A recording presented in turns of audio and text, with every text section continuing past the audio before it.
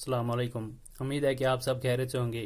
आज का जो टॉपिक है 10th स्टैंडर्ड के लिए हिस्ट्री का, वो है the great depression part second. तो पार्ट फर्स्ट में हमने पढ़ा था कि ग्रेट डिप्रेशन के क्या काजेज थे, कहाँ से स्टार्ट हुआ, कि ग्रेट डिप्रेशन 1929 में उसको ऑब्जर्व किया था। ये ग्रेट डिप्रेशन कहाँ पे आया था? ये कैपिटलिस्ट वर्ल्ड में आया था, जिसमें ये यूएस भी आता है। तो उसके साथ ही हमने उसको डिस्कस किया था कि इसके जो काजेज हैं, एग्रीकल्चर और प्रोडक्शन को भी डिस्कस किया था। विड्रॉल ऑफ यूएस लोन्स, उसको भी हमने एक्सप्लेन किया था। या जो अदर काजेज हैं, unequal distribution of gold, narrow economic distress. अब हम इस वीडियो में पढ़ेंगे इम्पैक्ट क्या रहा था यूएस इकॉनमी पर। ग्रेट डिप्रेशन का क्या इम्पैक्ट रहा था यूएस इकॉनमी पर? तो मैंने यहाँ पे लिखा था फियर ऑफ डिप्रेशन। तो उनको डर लग रहा था कि कैसा, कि जो ग्रेट डिप्रेशन आया था यूएस पर क्या इम्पैक्ट रहा था। तो फियर ऑफ डिप्रेशन की अगर बात की जाए, तो जिस तरह से हमने बताया कि वर्ल्ड वाइड की जो इकॉनमीज थी, उन्होंने ऑब्जर्व किया था कि हालात अभी तक खस्त चल रहे थे, कि इकॉनमीज जो थी वो अभी तक अच्छी तरह से ऑपरेट नहीं कर रही हैं। बहुत ज़्यादा रिसेशन है, तो चीज़ों की कीमत गिरती जा रही थी। तो इसके चलते इनकी जो इकॉनमी थी, यूएस के जो बैंकर्स ने, यूएस के जो गवर्नमेंट ने, और जो भी इस चीज़ को ऑब्जर्व कर रहे थे, जैसे कि हमने पढ़ा कि यूएस गवर्नमेंट ने इंपोर्ट ड्यूटीज़ को डबल कर दिया, लास्ट वीडियो में हमने पढ़ा। तो इस तरह से सारी चीज़ें हो रही थी। तो फियर ऑफ डिप्रेशन की बात करें तो यूएस लोन्स, यूएस के जो बैंक्स हैं, उन्होंने क्या कर दिया, US banks reduce domestic lending. उन्होंने रिड्यूस किया था domestic lending, called back loans. Loans को भी उन्होंने बैक वापस रिकवर करना स्टार्ट किया था। अब हम देखेंगे कि यूएस बैंकर्स ने क्या कर दिया। जो डोमेस्टिक लैंडिंग हो रही थी उस समय पे यूएस में, अब डोमेस्टिक लैंडिंग का मतलब क्या है कि लोन प्रोवाइड कर रहे थे, ये लोग लोन प्रोवाइड कर रहे थे वर्ल्ड वाइड, यूएस के लोग या यूएस की गवर्नमेंट भी लोन दे रहे थे। अब यूएस बैंक्स को ऐसा लगा कि अब लोन देना ठीक नहीं है, क्योंकि लोगों की इनकम जो है वो डिक्लाइन हो गई। जैसे कि अगर आप उसको रिलेट करोगे, फार्म डिस्ट्रेस है, तो ये भी मैंने आपको बताया था कि जो फार्मर्स की इनकम थी वो कम होती जा रही थी, क्योंकि इनके गुड्स को सही कीमत नहीं मिल रही थी। तो बैंक वालों को समझ में आ गया, तो वहाँ पे बैंक वालों को समझ में आ गया कि आगे क्या होगा। तो जब लोगों के पास पैसा ही नहीं है, तो हमें इन्हें लोन देने की क्या ज़रूरत है, तो वो वापस नहीं देंगे। अगर बैंक लोन प्रोवाइड करेंगे लोगों को, लोगों की इनकम डिक्लाइन होंगे, वो कल लोन वापस रिपे नहीं कर पाएंगे। तो इसके चलते क्या हो गया कि डिप्रेशन, फियर ऑफ डिप्रेशन के डर से यूएस में जो बैंकर्स थे उन्होंने रिड्यूस किया था डोमेस्टिक लैंडिंग। ये जो अपनी कंट्री में अपने कंट्री के लोगों को लोन दे रहे थे वो उन्होंने बंद किया। जो डोमेस्टिक लेवल पे लैंडिंग हो रही थी, जो कंट्री के अंदर ये लोन दिए जा रहे थे लोगों को, तो यूएस की बैंक्स ने वो लोन देना बंद किया था। तो बाद में कहा कि कॉल्ड बैक लोन्स। अब जो जितने लोन्स दिए हैं उनको वापस जल्दी से लाने की कोशिश कर दो। जो बारोर थे तो उनको भी नोटिस भेजे थे कि आप लोगों ने जो लोन वगैरह लिया था वो जल्द से जल्दी वापस कर दो।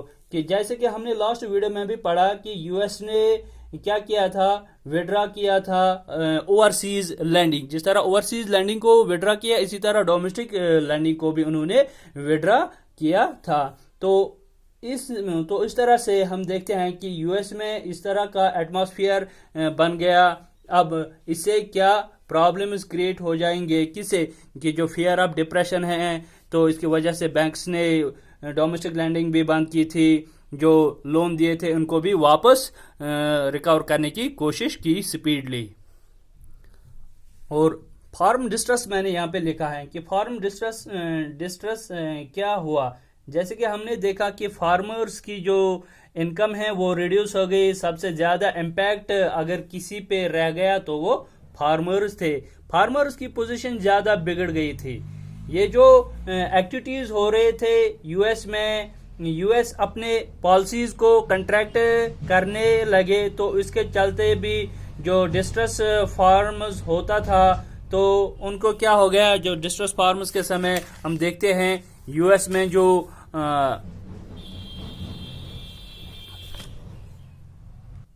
तो यूएस में जो हाउस होल्ड्स थे वो रेनड हो गए, हाउस होल्ड्स वायर रेनड। जितने भी हाउस होल्ड्स थे, जो भी लोग थे सोसाइटी में, इन लोगों के पास पैसे नहीं थे, बैंक से उम्मीद लगा के बैठे कि बैंक लोन देगा, लेकिन बैंक ने लोन प्रोवाइड करना बंद किया था। उल्टा उनसे क्या कहा कि जो पैसे आपने लिए थे, जो लोन आपने लिया था, उसको जल्द अज जल्द वापस दे दो जो उन्होंने पहले लिए थे। तो बिजनेस किस चीज से चलता था, उसके साथ ही हम देखते हैं बिजनेस कोलैप्सड। अब बिजनेस भी कोलैप्स हो गया। बिजनेस किस चीज से चलता था? Capital is the life line of business. जो कैपिटल है ये लाइफ लाइन होती है किसकी? बिजनेस की। अगर देखा जाए बिजनेस पैसे से चलता है, लेकिन यहाँ पे ना पैसा ही है ना जॉब है। अगर इकॉनमी में बैंक पैसा देने को तैयार नहीं है तो क्या बिजनेस चलेगा? नहीं चलेगा। जब बैंक ने पैसा ही नहीं दिया इकॉनमी में तो बिजनेस कोलैप्स होने लगा। अब इन सारे कारण से, इन सारे वजूहत से लोग ज्यादा से ज्यादा पैसे बचाने की कोशिश कर रहे हैं। तो जो बिजनेस है, तो बिजनेस में हम देखते हैं कि वो क्या करना स्टार्ट करेंगे। जो फैक्ट्री ओनर्स होते हैं, इंडस्ट्रियलिस्ट्स होते हैं, कैपिटलिस्ट होते हैं, वो उन लोगों को काम से निकाल देंगे। तो इसके चलते से क्या हो जाएगा, वहाँ पे अनएम्प्लॉयमेंट बढ़ेगा। तो यहाँ तक आपको समझ में आया होगा कि देखिए क्या हो जाता है कि जो इम्पैक्ट था इम्पैक्ट ऑफ यूएस इकॉनमी पे क्या हो रहा था कि डिप्रेशन की वजह से वहाँ पे क्या हो रहा था, यूएस बैंक्स ने रिड्यूस किया था, डोमेस्टिक लैंडिंग को भी रिड्यूस किया था, कॉल बैक किया था लोन्स को, या फार्मर्स डिस्ट्रेस हो रहे थे, हाउस होल्ड्स में प्रॉब्लम क्रिएट हो रही थी, बिजनेस जो है वो भी कोलैप्स हुए थे, अनएम्प्लॉयमेंट बढ़ गई थी। ये सारे प्रॉब्लम्स हमने ऑब्जर्व की थी डिप्रेशन के दौरान कि यूएस में क्या हो रहा था। अब यूएस में क्या होगा कि जब अनएम्प्लॉयमेंट बढ़ गई, जब अनएम्प्लॉयमेंट बढ़ेगा तो उसके चलते क्या होगा, अब जब अनएम्प्लॉयमेंट भी बढ़ेगा तो इसकी वजह से क्या प्रॉब्लम्स होंगे। तो वहाँ पे हम देखते हैं people will fail in repayment of loans, या जो failure in the repayment of loans भी कहते हैं। तो failure in repayment of loans क्या होता है, लोगों के पास काम नहीं है, काम नहीं होगा तो पैसे नहीं होंगे इनके पास। अब जब पैसे नहीं होगा तो उन्होंने जो पहले से लोन लिए थे, क्या वो उन लोन्स को रिपे कर पाएंगे? जिन लोगों ने लोन लिया था, अब उनके पास काम नहीं है। अब जब काम ही नहीं है तो पैसे भी उनके पास नहीं है। अब जब पहले से उन्होंने लोन लिए थे, क्या वो उन लोन्स को रिपे कर पाएंगे? नहीं कर पाएंगे। कैसे नहीं है, कैसे रिपे कर पाएंगे? इनके पास अब काम वगैरह नहीं है, ये अनएम्प्लॉयड हो गए हैं। अब जब लोन्स रिपे नहीं कर पाएंगे तो आपने देखा होगा तो जो बैंक ने लोन दिया होगा तो अब वहाँ पे भी उनको प्रॉब्लम्स हो रही थी। जैसे कि हमने लास्ट वीडियो में पढ़ लिया था कि इंस्टॉलमेंट्स पे ये लोग लोन्स वगैरह ले रहे थे। अब जब हम देखते हैं कि जब लोगों ने पैसा रिपेमेंट नहीं कर पाए तो वहाँ पे क्या किया जाए, जो बैंक थे they forced to give up their homes, cars etcetera. Suppose किसी आदमी ने बैंक से पैसे लिए थे और इस बैंक से क्या किया था, हाउसेस खरीद लिए थे, होम्स खरीद लिए थे या कार्स ले लिए थे। अब इनको इंस्टॉलमेंट में वापस देना पड़ता था पैसे। अब जब लोगों के पास पैसे नहीं थे, वो रिपे नहीं कर पा रहे थे, वो इंस्टॉलमेंट नहीं दे पा रहे थे, तो बाद में हम देखते हैं कि बैंक वालों ने उनको फोर्स किया था कि आप लोगों ने जो होम्स खरीदे थे या कार्स खरीदे थे तो बैंक वालों ने इनको सीज करना स्टार्ट किया था। जिस तरह हम आज यहाँ पे देखते हैं कि जो उस समय पे हम देख रहे हैं कि वो कार्स ले रहे थे या होम्स ले रहे थे। So they were forced to give up their homes cars etcetera, कि वो हमने पढ़ा था कि मास प्रोडक्शन और मास कंजम्पशन का जो टॉपिक है आप उसको भी रिकॉल कर दो इंस्टॉलमेंट पे। वो वहाँ पे परचेजिंग सिस्टम जो उन्होंने वहाँ पे हायर परचेजिंग सिस्टम इंस्टॉलमेंट पे रखा था, लोगों के पास थोड़ा सा इनकम बढ़ गई तो उन्होंने सब कुछ इंस्टॉलमेंट पे खरीदना स्टार्ट किया था, हायर परचेज सिस्टम चालू कर दिया था। अब जब लोग अनएम्प्लॉयड रह गए, इन लोगों ने जो लोन लिया था वो रिपे नहीं कर सके, तो बैंक ने क्या किया, तो उनको पैसों को रिकवर करना था, बैंक को पैसे रिकवर करना था, तो उसके लिए बैंक ने क्या कर दिया, तो वह हम देखते हैं कि उन्होंने उनको फोर्स किया, they were forced to give up homes cars, जो भी उन्होंने खरीदा था, जो लोन पे होम्स उन्होंने लिए थे वो वापस करना पड़ा, जो कार्स खरीदे थे वो भी वापस कर लिए थे, वो बैंक वालों ने ले लिए थे। अब हम देखते हैं कि बैंक ने कार्स या हाउसेज वगैरह उनसे लिए थे जो रिपे नहीं कर पाएंगे। अब इन हाउसेज और बैंक्स या कार्स को कौन खरीदेगा? अब बैंक्स को भी मोनेटाइज करना है, उनको पैसों की जरूरत है, तो इसके चलते क्या हुआ था, यूएस बैंकिंग जो है ये पूरा का पूरा सिस्टम कोलैप्स हो गया। यूएस बैंकिंग सिस्टम जो था ये पूरा का पूरा कोलैप्स हो गया। उन्होंने जो अधिकतरों को लोन्स के बदले जो उन्होंने होम्स लिए थे, जो उन्होंने कार्स खरीदे थे वो सीज किए थे। अब उनको भेजना था तो वो किनको भेजेंगे? बैंक वाले इनको किनको भेजेंगे? तो वहां पे किसी के पास पैसे ही नहीं होते थे, तो नतीजा ये निकला, होल यूएस बैंकिंग सिस्टम जो था ये कोलैप्स हो गया था। बैंक सिस्टम अब कोलैप्स कैसे हो गया, जो मैं अभी बोल रहा था, banks were unable to recover investment, collect loans and repay depositors, unable to recover investment, collect loans and repay depositors. अब हम ये एक्सप्लेन करेंगे, उसको इस पर थोड़ा रोशनी डालेंगे। तो यहाँ पे हम देखते हैं कि यूएस के जो बैंक्स हैं वो बहुत बुरी तरह से फंस चुके थे।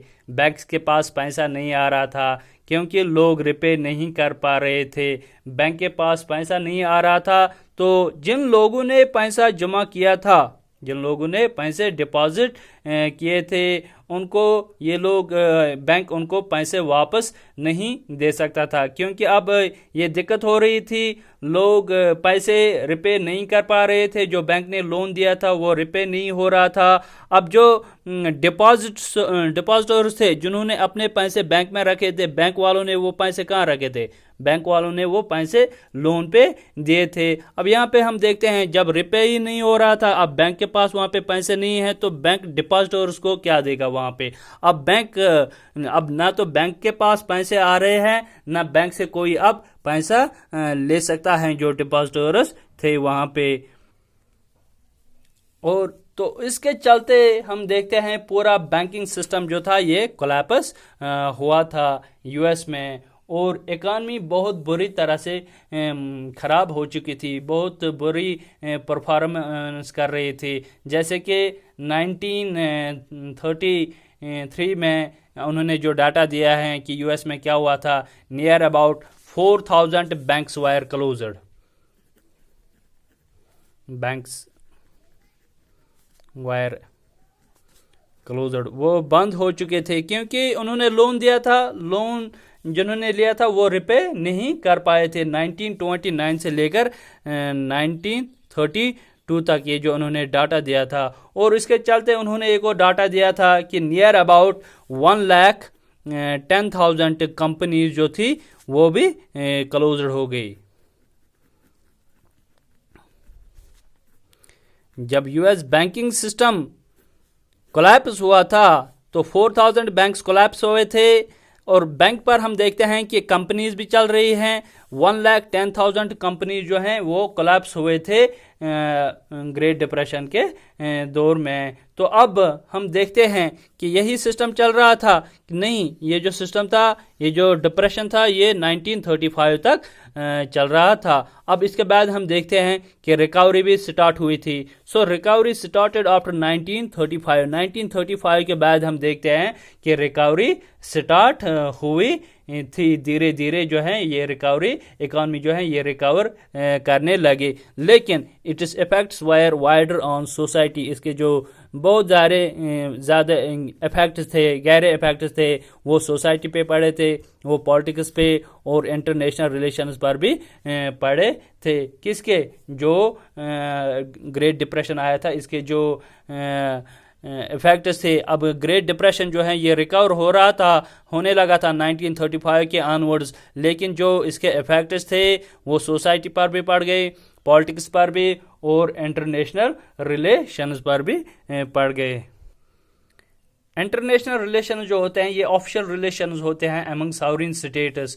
तो 1935 तक जो इंटरनेशनल रिलेशंस थे उसमें भी चेंजेस देखने को मिलते हैं ग्रेट डिप्रेशन की वजह से, और अल्टीमेटली लोगों का जो जहन है वो भी चेंज हो रहा था। तो ये हम पढ़ रहे थे यूएस के पर्सपेक्टिव के लिहाज से। तो नेक्स्ट वीडियो में हम पढ़ेंगे इंडियन पर्सपेक्टिव के लिहाज से कि impact of great depression on Indian economy पर क्या इम्पैक्ट रह गया था। आई होप ये टॉपिक आपको समझ में आया कि ग्रेट डिप्रेशन क्या था, उसके कारण क्या थे और इसके इम्पैक्ट्स क्या रहे थे यूएस की इकॉनमी पर, और रिकवरी कब से स्टार्ट हुए थे। तो उम्मीद है कि आप सबको ये समझ में आया होगा।